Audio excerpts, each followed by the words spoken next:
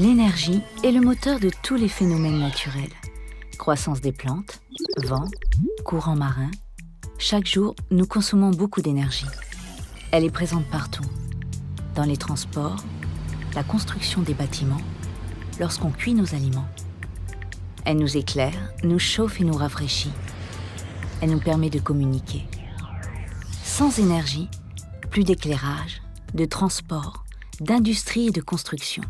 L'énergie est un produit précieux. Elle est le moteur de la civilisation. L'énergie est indispensable aux activités humaines. Il y a deux types d'énergie, celles qui sont fossiles et celles qui sont renouvelables. Les énergies fossiles comme le pétrole, le charbon et le gaz sont des énergies qui ne sont pas inépuisables. Nous avons exploité en quelques décennies ce que la Terre a mis des millions d'années à produire. Cette consommation entraîne la dégradation de notre environnement par la pollution de l'air, des océans, de la terre et par la déforestation. On estime le réchauffement climatique entre 2 et 6 degrés dans un siècle, ce qui peut entraîner des dérèglements importants comme l'augmentation du niveau des océans, la multiplication des phénomènes extrêmes comme les cyclones, les typhons qui mettent en péril des populations. Les pays du Pacifique seront les premiers concernés par la montée des eaux. Les énergies fossiles couvrent 80% de nos besoins. Les pays de l'hémisphère nord ainsi que l'Australie et la Nouvelle-Zélande représentent 65% de la consommation mondiale, alors qu'ils ne représentent que 25% de la population. Les pays de l'hémisphère sud vont consommer de plus en plus.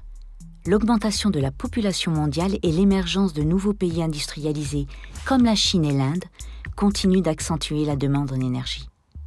Nous sommes confrontés à un double défi. Satisfaire les besoins d'énergie de l'humanité tout en minimisant l'impact sur l'environnement. Nous étions 7 milliards d'individus en 2012 et nous serons vraisemblablement 9 milliards en 2050, soit une croissance de la population de 30%. Si nous suivons cette tendance dans les prochaines années, la demande énergétique mondiale risque de doubler. La solution pour minimiser l'impact sur l'environnement est de développer les énergies renouvelables. En Nouvelle-Calédonie, nous sommes dépendants à hauteur de 90% des énergies fossiles. Pourtant, d'après des estimations récentes, il reste sur la planète 260 ans de charbon, 65 ans de gaz, 50 ans de pétrole. Les énergies fossiles deviennent rares et leur coût ne fait qu'accroître.